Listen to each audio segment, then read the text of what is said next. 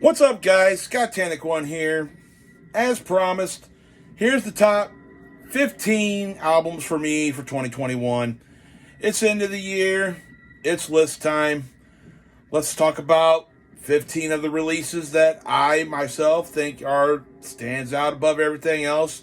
The best shit, in my humble opinion, of the year. Go ahead down in the comments. Let me know what yours would be. And with that being said, this is my list. I don't care what anyone's hate or bullshit that they have to say about my choices here. It's my list. You got a differing opinion, that's fine. Make your own fucking video and do accordingly. Don't know if you can hear it, but in the background, talked about this in my last vinyl video. AMSG, The Forbidden Transformation. Killer shit. But oh yeah, let's get into it. Got a lot to go through here, so I'm going to go ahead and get started. Now, 3 albums that are on this list I don't have physical copies of. They've been hard to get, and I'll get into that once I get to those. But coming off down at the bottom of the pile, one I had a lot of fun with, came out on June 11th. Green Jello, The Garbage Band Kids. Amazing album, man. Silly, just goofy, parody metal fun, man. A great kind of comeback for Bill Manspeaker and boys of Green Jello, whoever he's got in the studio with him, I don't know at this point. But 3 tracks off this bitch that's fucking amazing is, of course, the one I talked about when I talked about this album in my Green Jello video. Puke Box, The Silence of the Square Pants, and one I didn't mention that I'd like to mention now, a little ditty called Frito Feet. And dude, it's got a fucking cameo in the song by Hacksaw and Jim Duggan. Crazy WWE wrestler. If you don't know who Hacksaw is, I don't know what to tell you, but yeah, man.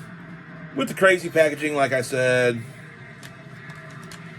Awesome stuff. Had a killer time with this. I haven't seen anyone talk about this since it came out. If you don't like this, oh fucking well. I love it. Coming down to the bottom of the pile. Green Jello. Garbage Band Kids. Check it out if you haven't. Now next we got I believe they're both Finnish artists. We got a Werewolf Records release. Came out on May 28th. A little Vitron Werewolf. I guess that's how you pronounce that dude's name. I believe he's the singer for White Death. But he teamed up with Werewolf, and this is their first full length. Awesome Finnish black metal, man. I have one little complaint. I mean, it's a small one, but Werewolf's vocals kind of sound like if Donald Duck was trying to do black metal. But besides that, it's fucking great, man. 3 tracks that I would highly recommend. Probably End of the Ages. Blasphemous Metal. And the closer. Oh, damn it. The closing track on it, man. I can't remember what it's called. And it's hard to read. That one right there. Awesome shit, man. Like I said, just, run-of-the-mill Finnish black metal. Kind of stereotypical Werewolf vocal performance besides the little Donald Duck kind of thing going on. If you like your Finnish black metal, if you like Werewolf Records and you haven't heard this one, I haven't heard anyone talk about this one all year either, man. And it's a fucking killer album. Vitron Werewolf, self-titled, coming in at number 14. Now, this has been a strange year for me. I've been actually getting into some of the genres that I really didn't listen to a lot, especially with some of the stuff that happened to me during this year. And yeah, man, just gonna go ahead and talk about it. We got a little power metal here, and fuck you if you hate this album. I don't give a fuck what you say. This album fucking rules. We got Helloween with their self-titled. Awesome fucking return to form. Everyone that's ever been a huge part of this band and this band's history came back for this album. Got 3 singers on it. You know, Kai Hansen's come back. Michael Kiske come back. And then, you know, you got your current Halloween lineup. Awesome stuff, man. Not a direct descendant to Keeper of the Seven Keys, but I think as close as we're ever going to get to a third Keepers album. But man, this shit's amazing. Long as fuck.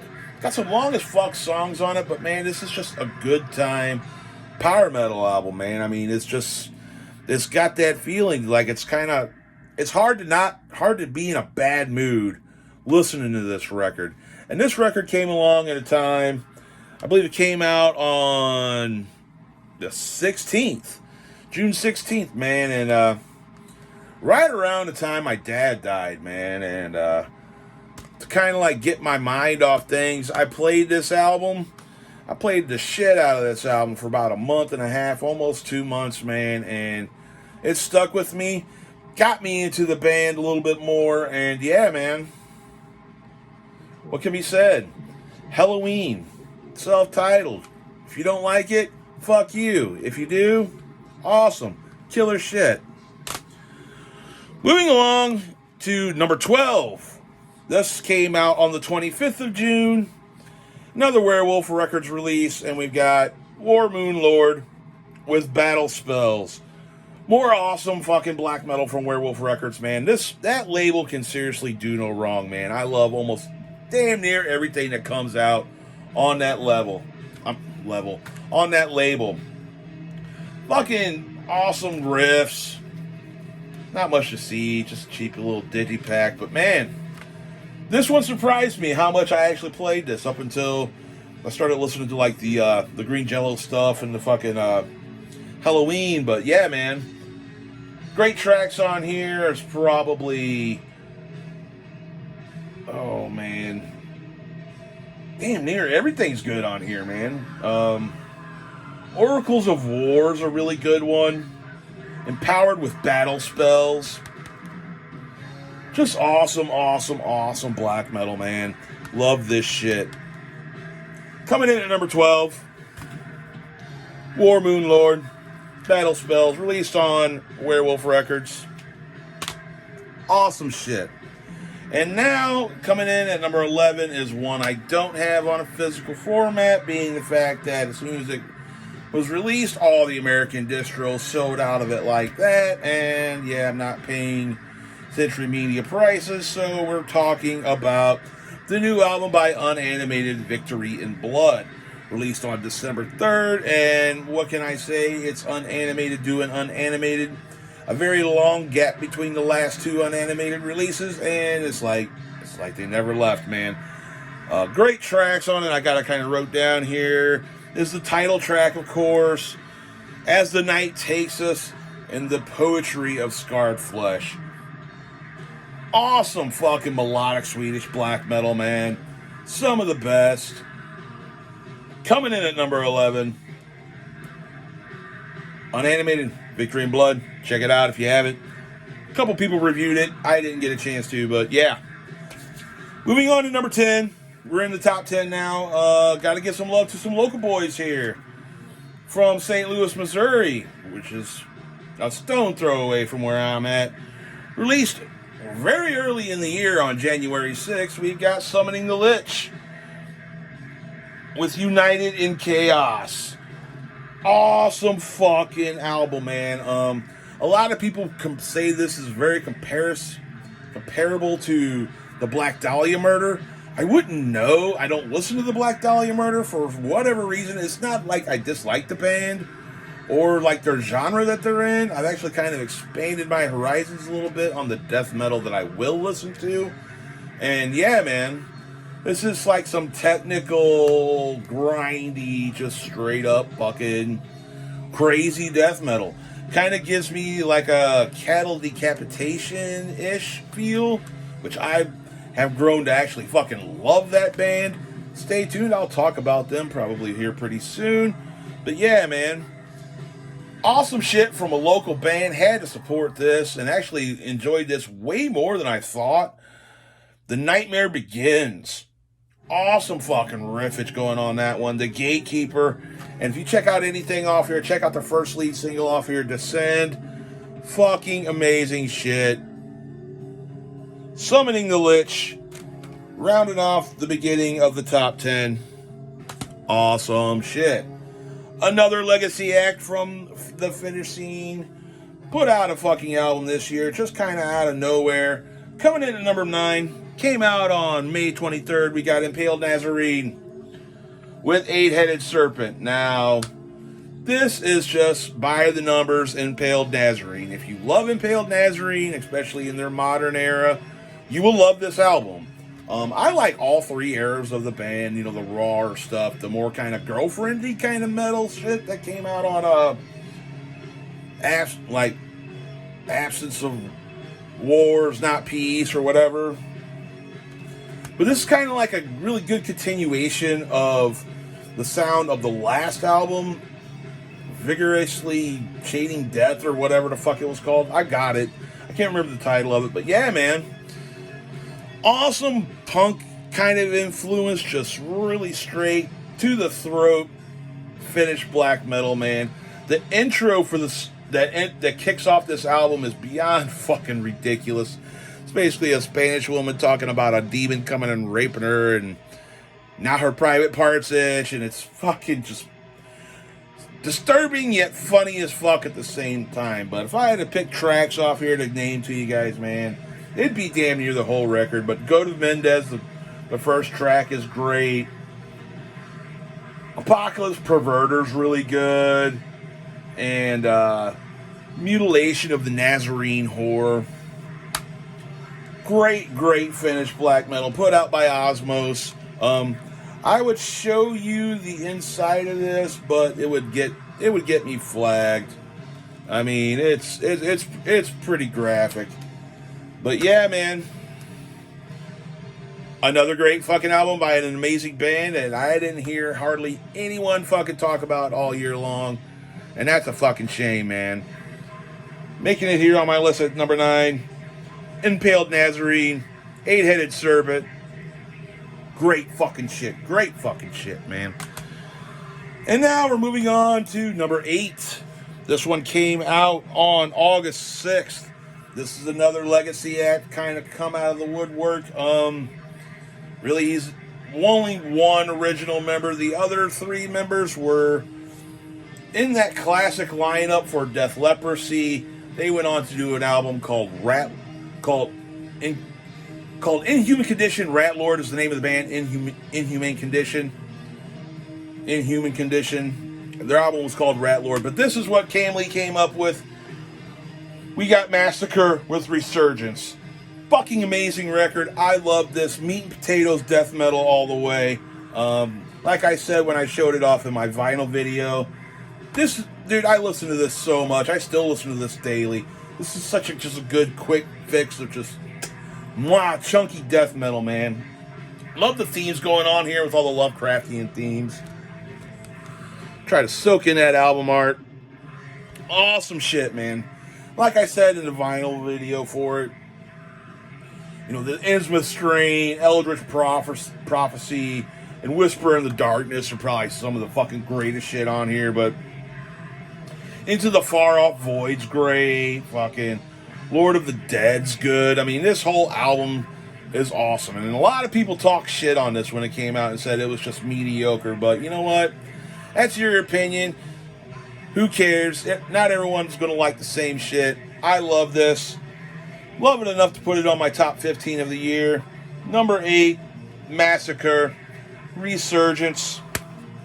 Amazing death metal. And fuck you if you fucking don't like it.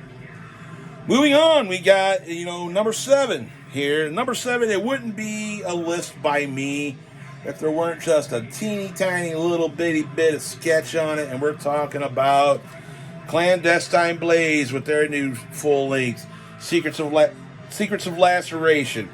This came out through Northern Heritage, as you normally would expect, being its, Miko's label. Came out on April 22nd, and man, this is fucking... I think Darkthrone wishes they could play doomy black metal the way fucking old boy Nico Espa can do. This is what fucking Eternal Hail should have been. This album fucking rules. I love this shit, man. Another great Finnish black metal. I mean, Finland has pretty much got my heart for black metal over the last, 2 years now. I listen to more Finnish bands than I do almost anywhere. But anyway, doomy as fuck riffs. Nico Aspa's fucking vocal performance is probably one of the best. The production on here is still kind of, it's not completely clean, but it's got a really good pop to it, man. There's some bass work on here that's just fucking amazing that you can hear. Awesome, awesome, awesome shit, man. Clandestine Blaze. Secrets of Laceration. If I had to pick 3 tracks here for you, it would be Wasteland of Revelations. What I think is pretty much the black metal song of the year, in my opinion. It's got some of the tastiest riffs and just the craziest vocal performances. One called The Human Moth. Fucking love The Human Moth. It's an amazing song. And another really good cut off here is called Unmourned Crimes. Check it out if you haven't. Don't be a pussy. Clandestine Blaze rules. Coming in at number 7. Number 6 is another one that I do not have, and it's one that's been hyped up a lot, and the hype is all worth it.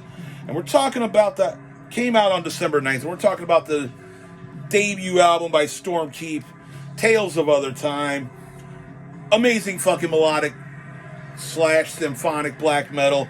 It sounds like to me if Emperor and Dissection had a baby, this is what it would be, man. Killer riffs, icy cold production that's still kind of crisp. I believe one of the dudes that's in Caladan Brood and Gallow Braid is on that release. I'm not sure. Let me know down in the comments if you know for sure. But man, anything that dude touches, I'm pretty sure he's on it. Anything that dude touches is fucking amazing. 3 great tracks on it are definitely The Seer, A Journey Through Storms, and of course the closer on it, Eternal Majesty Manifest. Amazing fucking album. I got my pre-order in on it. Can't fucking wait to get that album in my hands. I will show it to you when I get it. And now we're hitting the top 5, guys. 17 minutes in. Not too bad. Yeah, man, this one came out starting off the top 5. This one came out relatively early in the year, man, and I've actually returned to this a lot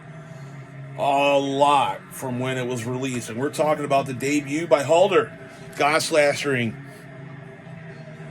Hymns of a Forlorn Peasantry. Fucking amazing one-woman black metal. You all know Halder by now. You guys should anyway. It was released on Iron Bonehead. Like I said, came out on the 22nd of January. Basic bare bones packaging, of course, to be expected with Iron Bonehead. But man, what a fucking great album, man. This one's, like I said, stuck with me all year. I listened to this so much until another album came out, which I will talk about here very, very shortly. But yeah, man, this was a fucking amazing debut. Tracks to check out if you haven't heard any of this already would be Upon Frigid Winds. Creature of Demonic Majesty is just fucking amazing. It's probably the best song on here. That's an anthem, bro. That's her signature song in my opinion. And A Forlorn Peasant's Hymn. Another really good, just kind of chilled out, relaxed black metal track. Awesome stuff. Can't wait to see what this lady does next. Killer shit. Coming in, starting off the top 5. The debut by Halder. Awesome shit. And now, excuse me, let me grab a drink here. Wet the whistle a little bit, being the fact that I'm being a little long-winded and talking here. For Slayer. Anyway, another legacy act come out of the fucking woodwork and put out some of their best shit, and it could be in a while, man. To me, this is their best album probably since Torture. When we're talking about the new one by Cannibal, Violence Unimagined, this fucking record, man, so good. So good. Man, I fucking love this shit. This is probably, yeah, it's definitely their best album since Torture. And kind of a little bit of a history for me with Cannibal. I really am not a fan of the Corpse Grinder stuff until recently. And I started giving the Corpse Grinder stuff a little more of a listen, and man, I don't know what I was thinking. The stuff with Corpse Grinder is fucking great, man. Now, those first four with Barnes, even though Chris Barnes sucks, those first four albums that he did with Cannibal, flat out classics in the genre. If I was to do a ranking, I'm pretty sure all four of those would be in my at least top 5, probably top 8 would be those four albums somewhere in that placing. I'm thinking about doing a discography ranking on Corpse, but that's a little bit off subject. Let's just go and get ahead and get into this, man. There's a 3-track stretch on here that I think is some of the strongest death metal that come out all year between everyone that released death metal. These Cannibal Corpse stepped in and showed you fucking youngsters how it was done with these 3 tracks. And that would be Surround, Kill, Devour, Ritual Annihilation, and Follow the Blood. So groovy. Fucking great performance by Corpse Grinder on here, man. Such a fucking killer vocal performance. Eric Rutan being added into the band as a full-time member does not hurt either. Me personally, I prefer Pat O'Brien. That dude had some amazing fucking riffs, but apparently he's a fucking retard crackhead that can't be trusted, so gotta get the replacement. And who better than fucking Rutan, man? I mean, seriously, he's been carrying this band's fucking shit for a while now with producing some of their better sounding albums. And now that he's a full-time member, I mean, it's Riff City on fucking Violence Unimagined. Awesome stuff. If this isn't in your top 5 of the year, something's fucking wrong with you. This is fucking death metal done right, done respectfully, done the way it fucking should be. And look at that fucking album art, man. Go ahead, and I'm going to get it out, because fuck it. Show the fucking uncensored album art. Look at that fucking crazy shit. Yeah, boys, soak that in, YouTube. Fuck you. Violence Unimagined. The be-all, end-all of fucking death metal, in my opinion, for this year. The best shit to come out in the genre, hands fucking down. And then number 3 is another one I don't have, and man, I tried so hard to get this when the physical copies were released, but they were gone like that. And that is, I believe, the second full length by a Ukrainian black metal band. This came out on April 10th. Like, I was rocking that holder hard until this came out, man. And that's Kekta Rock with Pale Swordsman, man. Such a weird, crazy, just fucking beautiful fucking black metal project from the Ukraine. This dude takes what was like, think of like Anne Rice Vampires minus the fucking overly fucking pussified shit. R.I.P. Anne Rice, by the way. Think of that set into a concept album in black metal, and kind of raw-ish black metal at that. Got some crazy instrumentation. There's lots of keyboards, piano pieces. There's harps going on in it. Just a beautiful, melancholic trip through a fucking cold landscape with the continuous theme going on with him being the Pale Swordsman. Fucking awesome release. If I had to recommend 3 tracks for you off here, it would definitely be Thorns, Night Descends, and Amid the Stars. All 3 killer. The whole album's killer. The outro is fucking amazing. Awesome shit. Number 3, Kekta Rock, The Pale Swordsman. Check it out if you have it. Bringing me to my number 2. Now, number 2, I have to confess, is a band I just kind of never really got into. Just kind of like left on the back burner and forgot about. But I ain't forgot about them no more. I was playing them in the last video. Number 2 is Archgoat with Worship the Eternal Darkness. This fucking rules. This does not sound like war metal to me. War metal I can't fucking stand. These guys get lumped in with those bands, and I don't get it. This is just Black Death done right, done the way it should be. Just dark, evil, satanic as fuck. Riffs out the fucking ass, man. The fucking riffs that are going on this record are just some of the best riffs of 2021, man. And this came out, I think, November? Yeah, November 26th is when this came out. So this is kind of recently. But another reason why I got this up so high is because this full-blown got me into the band. I've got pretty much all of Archgoat's shit now. I'm going to do a ranking for them, definitely. I want to talk more about Archgoat now that I've been nuts deep in their discography since this come out. I listened to this like 3 times in a row and then just got everything else that I could off Apple Music by this band. And yeah, man, fucking amazing shit. Like I said, black and death metal done perfectly. Another Finnish band, a legendary band. They've been around for fucking ever, but only got 5 full lengths. How the fuck's that happen? You know how that happens? It's because every time they release something, it is quality. There's not a stinker in their catalog, and not a stinker on this album. But if I had to pick three tracks for you, it would definitely be Heaven's Ablaze. Black Womb Gnosis is probably one of my fucking favorite tracks of the year. Rats Pray God. And the title track, man, Worship the Eternal Darkness, is so fucking good. I love this fucking album, man. Had it not come out like not even 2 months ago, this probably would be my number 1. I love this so much, man. I've been listening to the fuck out of this thing and have not gotten tired of it yet. And man, I'm going to say, even in Archgoat's discography that I've been listening to, pretty good. I'm pretty deep into the discography. I've listened to the albums at least a dozen times each. This is probably one of my favorites, man. This is definitely up there with some of Archgoat's best shit, man. But yeah, man, check it out if you haven't.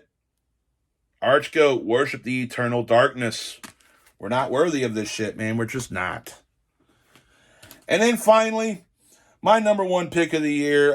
This one, sadly, I haven't heard anyone on fucking YouTube talk about this album, and it's a fucking shame. You should be ashamed of yourself, because this is probably the best black metal album of the year.